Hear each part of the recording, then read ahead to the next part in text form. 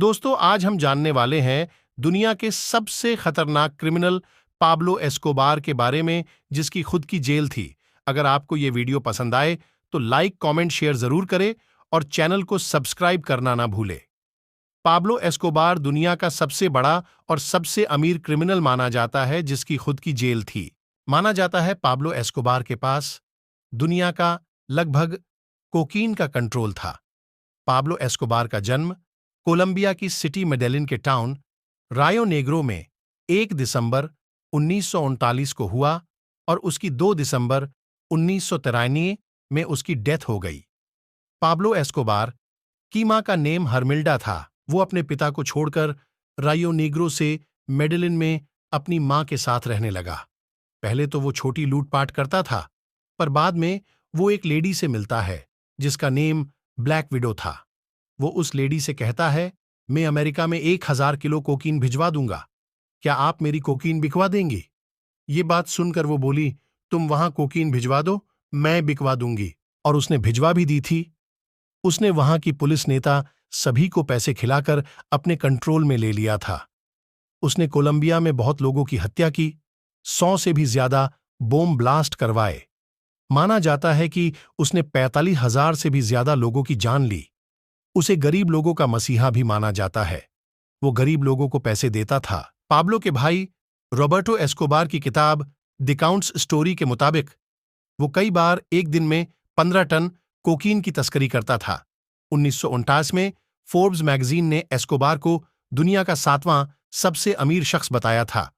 उसकी अनुमानित निजी संपत्ति $30 बिलियन यानी 16 खरब रुपए थी। उसके पास कई लग्जरी मकान और गाड़ियां थीं।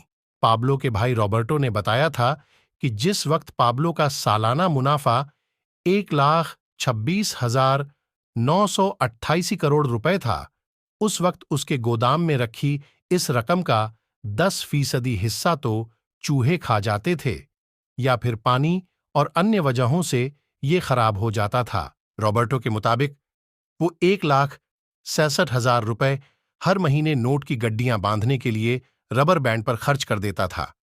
1986 में उसने कोलंबिया की पॉलिटिक्स में घुसने की कोशिश की।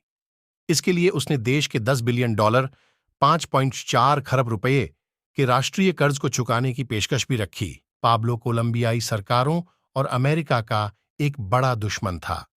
इसके बावजूद उसे मेडेलिन में गरीबों का मसीहा माना जाता था।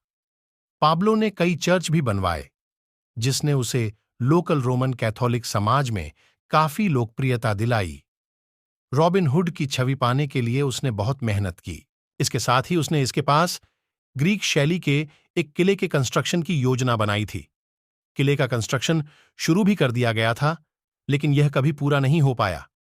उसके खेत, चिड़ियाघर और किले को सरकार ने जब्त कर लिया और 1990 में इसे एक्सटिंक्शन दे डोमिनो नाम के एक कानून के तहत कम आमदनी वाले परिवारों को दे दिया गया।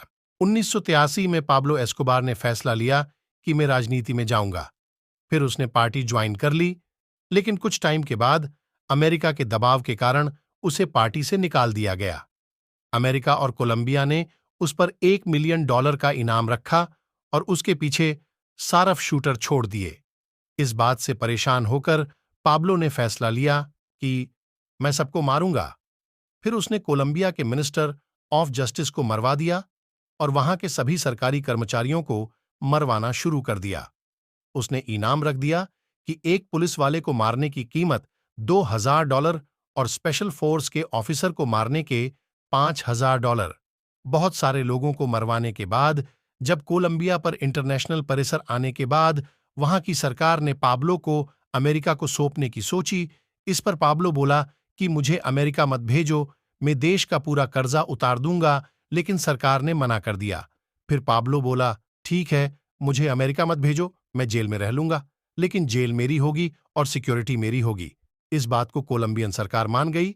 फिर उसने खुद की एक आलीशान जेल जंगल के बीच घने पेड़ों में बनवाई ताकि अमेरिका वाले बॉम्ब ना गिरा दे। 1988 में जेल का काम शुरू हुआ। 1990 में पाब्लो इसमें रहने लगा। जेल के अंदर उसने कैसीनो बार, क्लब, फुटबॉल ग्राउंड बनवाए। फिर उसने अपने ही 2 लोग मरवा दिए और जेल में उसके साथी उसे पागल सोचने लगे। उसके लोग भी उसके खिलाफ होने। एलजीई और वहां की सरकार ने डिसाइड किया कि उसको दूसरी जेल में डालो। फिर पाब्लो अपने 9 दोस्तों के साथ अपनी जेल से भाग गया और जगह जगह बॉम्ब ब्लास्ट करवाने लगा। इससे परेशान होकर अमेरिका सरकार और कोलंबियन सरकार ने उसको मारने के लिए बहुत सारे ग्रुप बनाए। 2 दिसंबर 1993 को उसे मार दिया गया। ये थी दुनिया के सबसे खतरनाक क्रिमिनल की कहानी। अगर आपको पसंद आई हो तो चैनल को सब्सक्राइब और वीडियो को लाइक करना ना भूले।